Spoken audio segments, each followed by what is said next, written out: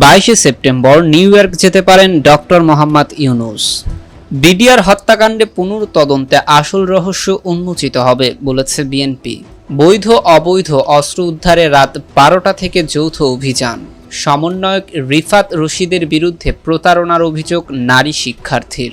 একক রাজত্বের অশুভ শক্তি থেকে দেশ স্বাধীন হয়েছে বলেছে রুহুল কবির রিজভী। নতুন করে প্রায় 8,000 রোহিঙ্গা বাংলাদেশে ঢুকেছে। টাইগারদের ঐতিহাসিক জয়ে প্রধান উপদেষ্টার অভিনন্দন। এতক্ষণ শুনছিলেন সংবাদ শিরোনাম, এবার বিস্তারিত। 22 সেপ্টেম্বর নিউ ইয়র্ক যেতে পারে ডক্টর মোহাম্মদ ইউনূস। জাতিসংঘের সাধারণ পরিষদের অধিবেশনে অংশ নিতে অন্তর্বর্তী সরকারের প্রধান উপদেষ্টা ডক্টর মোহাম্মদ ইউনূস আগামী 22 সেপ্টেম্বর নিউ ইয়র্ক যাওয়ার সম্ভাবনা আছে। সোমবার পররাষ্ট্র মন্ত্রণালয় সাংবাদিকদের মুখোমুখি হয়ে এই কথা জানান পররাষ্ট্র উপদেষ্টা তৌহিদ হোসেন। বলেন, সম্ভবত প্রধান উপদেষ্টা 22 সেপ্টেম্বর নিউ ইয়র্ক যেতে পারেন। খুব সংক্ষেপে করা হবে সময়। প্রধান উপদেষ্টার জাতিসংঘ সাধারণ পরিষদের অধিবেশনে অংশ নেওয়ার পাশাপাশি কোন কোন রাষ্ট্র এবং সরকার প্রধানের সঙ্গে বৈঠক হবে এবং তালিকায় ভারত রয়েছে কিনা জানতে চাইলে পররাষ্ট্র উপদেষ্টা বলেন, জাতিসংঘ যাওয়ার পর আমরা কোন কোন সৌজন্যে সাক্ষাৎ করব এটা নিয়ে আমরা এখনো কাজ করছি। ভারত তালিকায় আছে কিনা জানতে চাইলে তিনি বলেন, তালিকায় আছে, কিন্তু ভারতের কে যাবে সেটা তো আমরা এখনো নিশ্চিত না। জাতিসংঘ সাধারণ পরিষদের অধিবেশনে যোগ দেওয়া এবং যাওয়া আসার সময় মিলিয়ে 1 সপ্তাহের সফরে নিউ ইয়র্কে থাকবেন প্রধান উপদেষ্টা। অন্তর্বর্তী সরকারের প্রধান উপদেষ্টা হিসেবে দায়িত্ব নেওয়ার পর তার প্রথম বিদেশ সফর হচ্ছে নিউ ইয়র্ক। এদিকে বিডিআর হত্যাকাণ্ডে পুনর্তদন্তে আসল রহস্য উন্মোচিত হবে বলেছে বিএনপি। বিডিআর হত্যাকাণ্ডে পুনর্তদন্ত আসল উদ্দেশ্য উন্মোচিত হবে বলে মনে করেছে বিএনপি। দলটি আশা করছে অন্তর্বর্তী সরকার নির্মোহভাবে ও নিরপেক্ষভাবে এই ঘটনার তদন্ত করবে এবং দ্রুত বিচার শুরু করবে। আজ মঙ্গলবার দুপুরে গুলশানে বিএনপির চেয়ারপারসনের কার্যালয়ে আয়োজিত এক সংবাদ সম্মেলনে বিএনপির স্থায়ী কমিটির সদস্য মেজর অব হাফিজ উদ্দিন আহমেদ এই আশাবাদ ব্যক্ত করেন। উল্লেখ্য, এই হত্যাকাণ্ডের পূর্ণ তদন্ত ও ন্যায় বিচার প্রক্রিয়া শিগগিরই শুরু হবে বলে গতকাল সোমবার জানিয়েছে অন্তর্বর্তী সরকারের স্বরাষ্ট্র উপদেষ্টা lieutenant general of Mohammad Jahangir Alam Chowdhury. সংবাদ সম্মেলনে মেজর অব হাফিজ উদ্দিন আহমেদ বলেন, 1971 সালে আমরা ইস্ট বেঙ্গল রেজিমেন্টের কয়েকজন অফিসার মিলে শহীদ রাষ্ট্রপতি জিয়াউর রহমানের ডাকে সাড়া দিয়ে বাংলাদেশ সেনাবাহিনী গড়ে তুলেছিলাম। আমাদের সৃষ্ট এই সেনাবাহিনী জনগণের আশা আকাঙ্ক্ষাকে ধারণা করেছিল। প্রতিটি আন্দোলনে সংগ্রাম জনগণের সাথী হয়ে জনগণের আশা আকাঙ্ক্ষার প্রতিফলন ঘটিয়েছিল। কিন্তু সেই সেনাবাহিনীকে ধ্বংস করার জন্যই প্রাথমিক পদক্ষেপ হলো এই বিডিআর হত্যাকাণ্ড।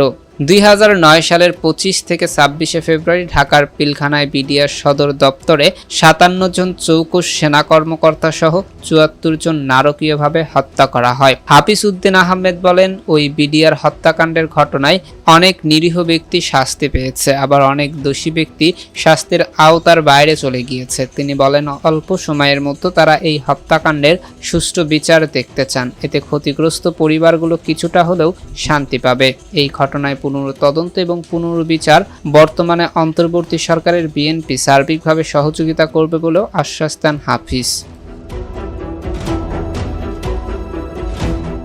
এদিকে বৈধ অবৈধ অস্ত্র উদ্ধারে রাত 12টা থেকে যৌথ অভিযান। ছাত্র জনতার গণ অভ্যুত্থানে সাবেক স্বৈরাচার প্রধানমন্ত্রী শেখ হাসিনা দেশ ছেড়ে ভারতে পালিয়ে যাওয়ার পর সারা দেশের বিভিন্ন থানায় হামলা, ভাঙচুর ও অগ্নিসংযোগ চালায় বিক্ষুব্ধরা। প্রাণ বাঁচাতে অস্ত্র ও গোলাবারুদ ফেলে থানা থেকে পালিয়ে যায় পুলিশ সদস্যরা। এতে সহজেই থানাগুলোতে থাকা অস্ত্রশস্ত্র ও গোলাবারুদ লুটপাট করে নিয়ে যান অনেকেই। এসব অস্ত্রশস্ত্র দুর্বৃত্তদের হাতে চলে যাওয়ায় দেশের আইন শৃঙ্খলা পরিস্থিতি অবনতির আশঙ্কা তৈরি হয়েছে।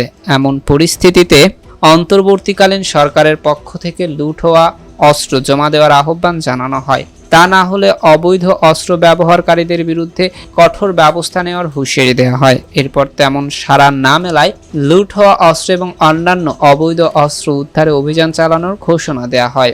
আজ শেষ হয়ে যাচ্ছে সব ধরনের অস্ত্র জমা দেওয়ার সময়সীমা। রাত 12টা থেকে অস্ত্রগুলো উদ্ধারে মাঠে নামবে যৌথ বাহিনী।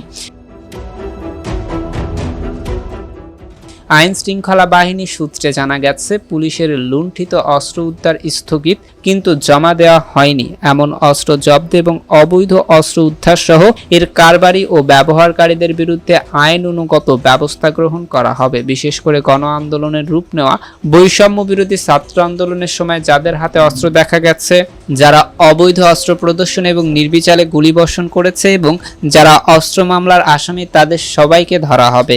আজ রাত 12টার পর থেকে শুরু হবে এই অভিযান। পুলিশ সদর দপ্তর সূত্রে জানা গেছে, যৌথ অভিযানে অংশ নেবে নৌবাহিনী, পুলিশ, বিজিবি, আনসার, কোস্টগার্ড এবং র্যাব।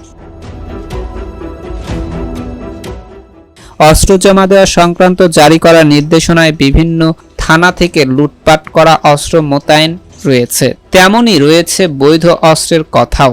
গত 15 বছরে বেসামরিক জনগণকে দেওয়া বৈধ আগ্নেয়াস্ত্রের লাইসেন্স স্থগিত করেছে সরকার। আজ মঙ্গলবারের মতো গুলিসহ এসব আগ্নেয়াস্ত্র সংশ্লিষ্ট থানায় জমা দিতে নির্দেশ দেওয়া হয়। সংশ্লিষ্ট সূত্রে জানা গেছে, কোটা সংস্কার আন্দোলন দমনে আইন শৃঙ্খলা বাহিনীর পাশাপাশি অস্ত্র হাতে দেখা গেছে আওয়ামী লীগ সহ এর অঙ্গ সংগঠনের বিভিন্ন পর্যায়ের নেতাকর্মীদের। এদিকে সমন্বয়ক রিফাত রশিদের বিরুদ্ধে প্রতারণার অভিযোগ নারী শিক্ষার্থীর। বৈষম্য বিরোধী ছাত্র আন্দোলনের অন্যতম সমন্বয়ক রিফাত রশিদের বিরুদ্ধে প্রতারণা ও হেনস্থার অভিযোগ করেছে এক নারী শিক্ষার্থী। ভুক্তভোগী নারী শিক্ষার্থী ঢাকা বিশ্ববিদ্যালয়ের 2021-22 বর্ষের শিক্ষার্থী। নারী ঘটিত কেলেঙ্কারিতে জড়িত থাকার অভিযোগে প্রথম বর্ষে নিজ বিভাগের শিক্ষার্থীদের কাছে বয়কট হয়েছিলেন রিফাত রশিদ। মঙ্গলবার দুপুরে সামাজিক যোগাযোগ মাধ্যম ফেসবুক গ্রুপ ঢাকা বিশ্ববিদ্যালয়ের শিক্ষার্থী সংসদ এই সমন্বয়ক রিফাত রশিদের বিরুদ্ধে প্রেমের সম্পর্ক থাকা অবস্থায় একাধিক নারীর সঙ্গে প্রেম ঘটিত সম্পর্ক ও শারীরিক সম্পর্কে জড়ানোর অভিযোগ করেন এই শিক্ষার্থী।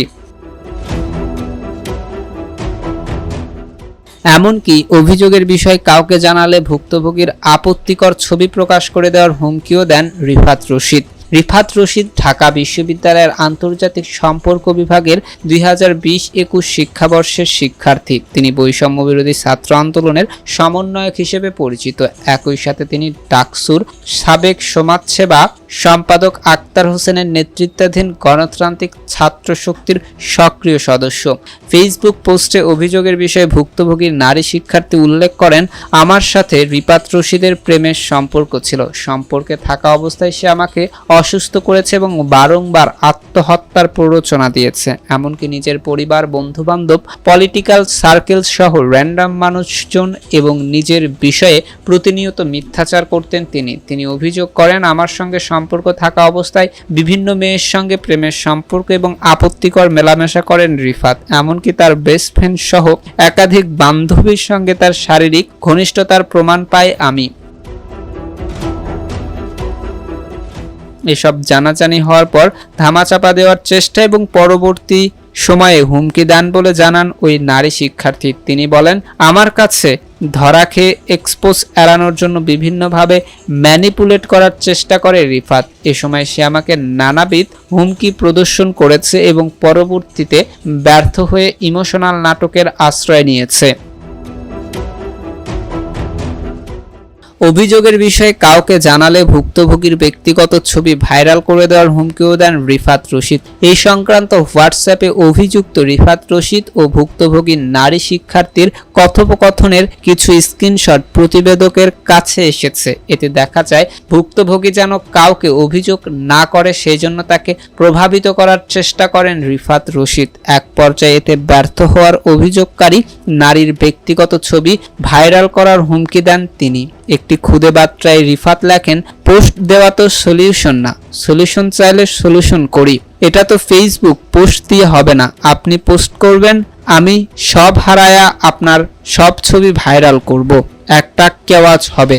আরেক খুদে বার্তায় রিফাত রশিদ লেখেন, ব্যাপারটা আমি রিফাতের ইন্ডিভিজুয়াল ইস্যু না, আমি পোস্ট দেই আপনি কই দেন, আমি পদত্যাগ করি, গোটা ব্যাপারটা একটা ন্যাশনাল ইস্যু ক্রিয়েট করবে, যেটা চলমান গোটা যেই গণ অভ্যুত্থান সেইটার স্পিরিটের একটা ধাক্কা খাবে। পোস্ট করলে ব্যাপারটি ঘিরে আওয়ামী লীগ কাউন্টার করতে পারে বলেও ওই নারী শিক্ষার্থীকে হুমকি দেন রিফাত রশিদ। নারী গঠিত কেলেঙ্কারিতে জড়িত থাকার অভিযোগে প্রথম বর্ষেই নিজ বিভাগের শিক্ষার্থীদের কাছে বয়কট হয়েছিলেন রিফাত। আন্তর্জাতিক সম্পর্ক বিভাগের একাধিক শিক্ষার্থী বার্তা24.com-কে জানান, নারী ঘটিত কারণে প্রথম বর্ষে থাকাকালীন রিফাত রশিদকে আন্তর্জাতিক সম্পর্ক বিভাগের নিজ ব্যাচের শিক্ষার্থীরা বয়কট করেন, যার ফলে ক্লাস পরীক্ষা বাদে বিভাগের অন্য কোনো কার্যক্রমে অংশ নিতে পারতেন না রিফাত। অভিযোগের বিষয়ে জানতে একাধিকবার রিফাত রশিদের সাথে যোগাযোগ করা হলেও তার ফোন বন্ধ পাওয়া যায়।